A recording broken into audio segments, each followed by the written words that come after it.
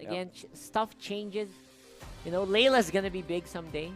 2022, Layla's gonna be the top pick, first pick, first ban. Mark my Be words. careful who you call loser or ugly in middle school, right? Yeah, That's what happened with the Uranus. That's what happened with Roger and Ruby. Now they're the top pick 10 pad hero. Who would have thought? I'm calling it right now, guys. Screenshot this. 2022, Layla's gonna be first pick. Oh, man. Okay, Layla or Mia. Can I make?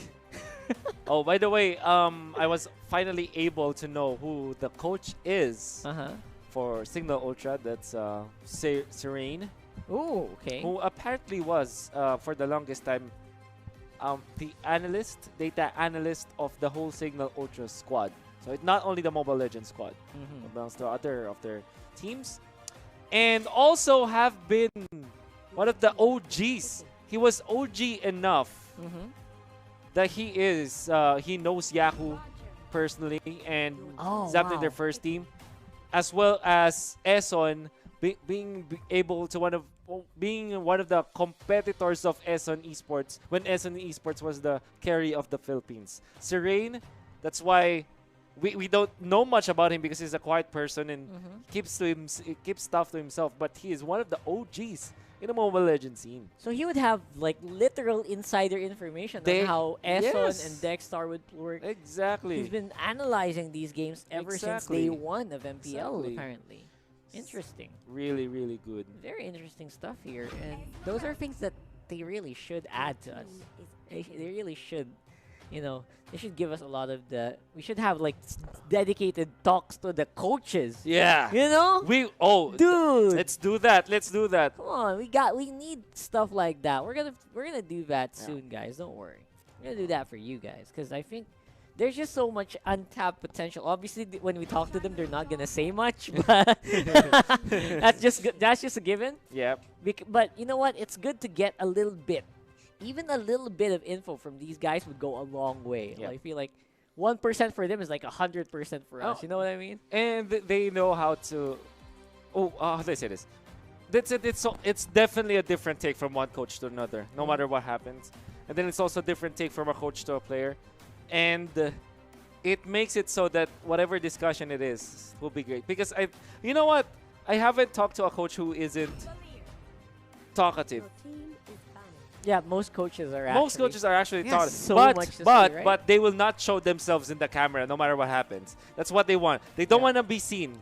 But they will talk. They will put on masks. They will put their head down. You will not be able to talk to them. But if it's just like a call or something, they're happy to give their insights. Yeah. Anyway, we've been talking about that a bit too much, I think. But to me, it's fine. I'm just saying we got to go into the draft, man. And the draft is showing us a first pick Roger for Blacklist International. It's something that's very difficult to miss. And it's quite there. And we have another Jawhead pick from Blacklist. No surprises. And the big surprise for me is that the Valier is able to go through for Cignal. That's interesting. Well, I guess for Blacklist International, they're okay with this because they secured their Jawhead. It's also a good deny pick against Cignal Ultra. What I like, however, about Cignal Ultra's draft is this is such an open pick as well. I mean, they have revealed that they have Esmeralda. That's a core, 100%. And the Valier is a support. But this Khalid, it opens up the draft for Cignal Ultra in many ways than you can imagine. Because it could be a tank or it could be a side lane. And as well as it being a plug-and-play type of hero. What I'm trying to say is that it can be put into any kind of composition and it will look good. Definitely so. That's why this hero is always either first picked or first banned all the time. Yeah, that's right. And I'm not surprised with that at all. Now, what Blacklist is doing is that they are completely blocking off the carry role for Cignal Ultra. Meaning they have pretty much a very, very high respect for Hades on the red side. And it's not surprising. It's not surprising at all. I want to see what the adjustments are for Blacklist International. Respect is there. I want to see a dedicated jungler. I'm not seeing Natalia. Oh, sorry. Natalia was already banned. So there is the Yuzhong. Now Cignal Ultra have revealed their hand. It's going to be a tank Khalid. For Blacklist International, what I'm looking now is, are they going to go for Alice? Having an ally, actually, their offlaners are the biggest problem. I feel like they literally reserved the offlane for last. Okay. Because this Jawhead is definitely going to be on mid, most likely alongside this Chang'e and Roger. And So now they're go Ruby. offlaners. One is down. And Oh, Rafa. okay, wait a second. So Edward is gonna be the the Chang'e core type. Wait, are they gonna go? What are they gonna do it like This- Onyx did? Is this a side? Yeah, this looks like a lineup that. No, I don't think so. Because the Okay. problem is they don't have that much offlane pressure. Yeah. Like, okay, Ruby is one, but who's the other? Mm-hmm. Is it gonna be That's Roger? That's right. Who's gonna be on the XP lane? Who's gonna be on the gold lane here? No. Man, what is Hades gonna play? What? Is Hayabusa allowed already? I don't think can't so. think of a core that will fit Cignal Ultra. Maybe Hades is Carry, but Out, but so. or I a think if Bruno. Yeah, Bruno or Carry. Wow. Will But no, I don't think so. I feel like why is there's no announcement? 1-1, of 1-1? course. We What? missed. Oh, I yeah, know. I knew that there is something. I knew that we missed out on something. Yeah, we were else. thinking marksman, and we went to the marksman who made a bit more sense. But to me, Alright. Sujin is fine. Sujin is fine on the 1-1. We've seen this before, Yeah. right? We've seen that before, and it's absolutely fine. Oh man, Ah. So here's the thing for Blacklist International. They have Aqua on the side lane Ruby. I think Edward is gonna start in the side lane as well or in the middle. This looks like a Hmm. 2-2-1. Yeah, Blacklist looks like they're Alright, gonna it's a 2-2-1 2-2-1. with. I don't know. I don't know who's gonna be on lane. Um, I'm so excited for this game. My guess is that it's going to be like a Chango Chango in the Chang'e middle. mid lane. Yes. And then that's a Ruby given. on the side lane, and then you have the Roger in, and we'll start in one wave. Then after the first wave, you'll pick up the Hunter knife, and then you go to the jungle. Who's gonna hold that lane though? Well, you don't. Jawhead. The thing is, you go to the, You just you leave it? fast clear it. Uh huh. You just leave it there, and you get it for the Joy or the Rafaela. It's more of a Wow. passive one. That could be one of the approaches here for Blacklist International. Wow. Anyway, we will find out which one, which lineup, which setup configuration that Blacklist is gonna run here. Obviously, on the other side, Cignal is more clear cut. This is a very much similar draft to what they've been doing Oh, for a okay. long time now, and we are in game one of Blacklist versus Cignal. You know what's funny? Blacklist International are just gonna do the 1-3-1. It's just a normal one. It's a normal 1-3-1 anyway. Yeah, with just like the Jawhead. Yeah. Is I that- guess the Joy will that the known term here for some of the pro players that I know, the streamers that I know, they call it leash, which they take from or discipline from another game. As you can see now, Joy had already started solo against that jungle. Yeah, so that's probably half HP already. Yes. By the time that Roger arrives. Yes. And then you have the Roger in there to take it so that it will be quicker, so that he will be in time for the next wave in the middle. So Apparently, it's a solo Chang'e on the wait, top lane. wait. Oh no, it's Eson is just leashing. If that is the proper term, then I'll use it. But basically, what he is just doing is to start the buff and prep it up and cook it for full clip to take.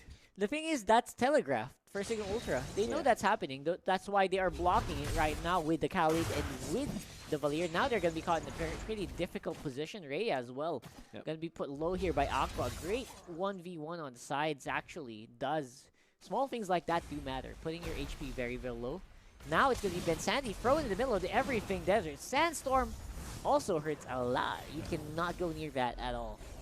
Strong start for Cignal Ultras. They're trying to be bullies, but when it comes to the economic battle, they are also leading. Blacklist International slowly trailing in there. I like the fact that they are comfortable with this Imba DJ hero. He's okay to use his flicker in the early stages of the game because he knows that if he uses it and it forces Blacklist International or whatever enemy that they are facing into a bad spot, you're gonna see that Cignal Ultra will really have a lot of confidence in how Imba DJ plays. Yeah, and they're rushing to that level 4, which means they want to go for the fight as soon as possible. Yeah. Dexstar and the rest of the squad here for Blacklist are on the bottom lane trying to get some of that shield gold. I'll call it shield gold. There's just no other way to say that. Ben Sanity waiting, though. He's not level 4 yet. He's been roaming at level 3 for a long time now. Yeah. Kind of makes me wonder, what's the plan here? Man, I just received news that if ever Cignal Ultra wins this series, even if it's a 2-1 series, they have automatically secured their lineup, their playoff spot. What a critical news and critical piece of news. This game is going to determine whether or not Black BSB is still in the running or not. Yeah. Anyway, there's going to be a big one here. Esso with a drive-by of the smart missiles. Hello, Hades. Will be taken down here quite easily. Yuzhong flying through the air, looking for a target, but will be forced to back off instead. Interesting movement coming out from Cignal Ultra. They're far too aggressive, and kind of want to say that they don't have the lineup to do that. Well, at least when going up against 4 members of Blacklist International, that is so scary. Imagine, this is Rafaela Roger with the Jawhead and Ruby dueling or early skirmishes will be in your favor, even if you have an Esmeralda or a Yuzhong, for example. And in that case, it was an Esmeralda, and you can see how quickly he melted. That's true. Very, very quickly. Kind of makes me wonder, this lineup, it should be like super squishy and super easy to bully. But because of the Jawhead, they're able to just do some wonders. Do very big wonders. Like right now, big execution here with the Unstoppable Force straight into the target. Edward, with the help of Esson, just took out that one so casually. Yeah. The problem with those, Esson once again. That Esson, he's not done. He's not Wants done. to get even more done with the ejector. Here comes the rest of Blacklist squad on the back foot with the Raging Sandstorm. Cannot even stop Blacklist anymore. Oh, Esson with another alley-oop. Alley-oop into the back foot. Hades once more goes down without doing much in that fight. Man, that is massive. I would just want to say that Full Clip was so smart about that take. As well as the rest of Blacklist International, they took the attention of the Khalid, forcing him to use the Raging Sandstorm as well as the Sand Guard. While Full Clip, what he did before hitting that Khalid, he took down the turret. Because that's a smart thing to do. This is something that we saw yesterday that should have been done, yes, but wasn't done. Now, this is Blacklist International paying full attention to the details that need to be looked at. And that alone will save Blacklist and will give a lot of emphasis for Cignal Ultra to not be comfortable under their own turrets. They need heroes in there up top to help Chuzin to farm. They cannot let Chuzin alone. Yeah, you cannot do that. Raging Sandstorm under a tower. That's a lot of confidence coming in from Cignal. That is because Hades is there very close by. Try to save the day. But looks like top lane will be taken care of, while the bottom lane, there's a pretty big exchange happening that's just going to be Cignal trying to clear it up as much as they can. Turtle is up. Turtle is up indeed, and they're going to put the Meteor Shower in there. They said take it down so quickly. Where is the response from Cignal Ultra? Nothing. This is probably the disconnect that I'm seeing in the lineup of Cignal Ultra. They want to be aggressive in the early stages of the game, and they also have a 1-1 as their core. So it doesn't make that much of a connection. I guess the grand scheme of things is that you be aggressive and you try to take it to the late game. Yep. That could be one thing, but they don't have a hero, a wave clear hero like a Farsa or a Chang'e to actually prolong this game. Because if we're looking at Cignal Ultra, their wave clear is so short range. Yeah, their best wave clear is the Valir. And you want to use the skills to crowd control people. Yeah. You don't want to use that for wave clear as much as possible. Right now, Absolutely. it's going to be Esson hunting down Ray as well near the tower. That tower does not feel secure at all. Should be very close to a big fight here. Big It fight looks like indeed. Esson. Ejector, very much not in position to work. But the stunts coming out from Dexstar means with the baptism, it's going to be easy to get that stun and get that kill. Oh my god. I don't know if Coach Bonchan have read the Art of War from Sun Tzu, but that execution from Blacklist International was really a war move, right? It's a pincer maneuver that Cignal Ultra really fell into trap with. And in comes Esson once again. The ejector in place. Here we and go they took once the more. turn. Tower is going to be going down. Raging Sandstorm used defensively. He's absorbing as much damage as he can, but you cannot. You cannot stand against a Meteor Shower. Another one by Esson. Rhea in the back foot.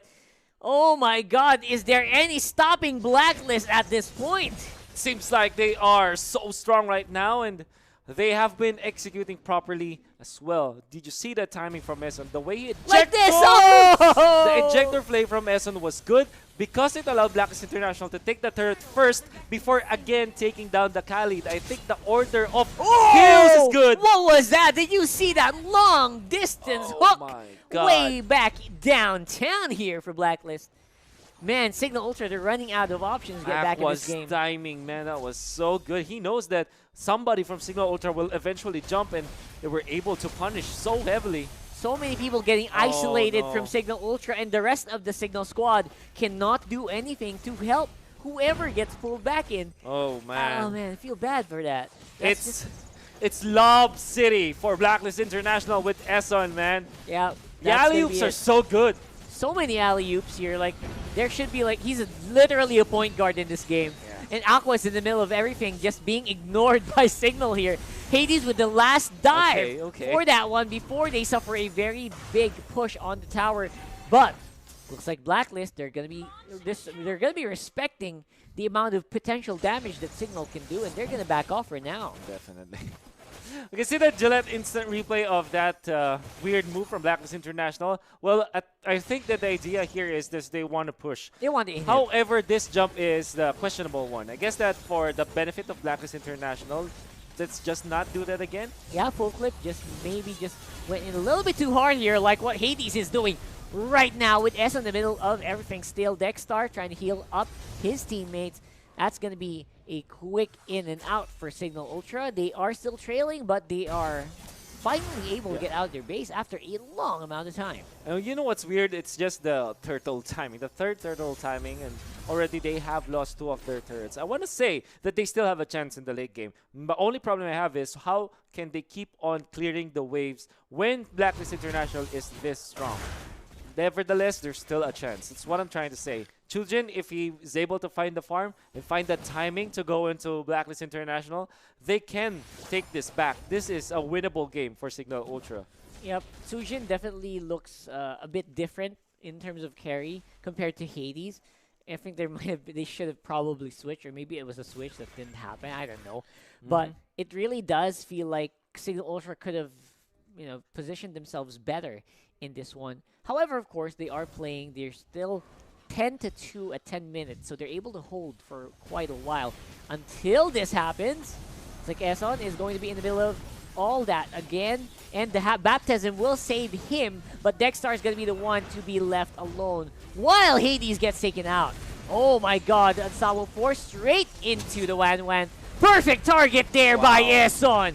Look at this guy. Full clip on the side with the Lycan pounce. No one as well to stop the rampaging like it should be the grand finish.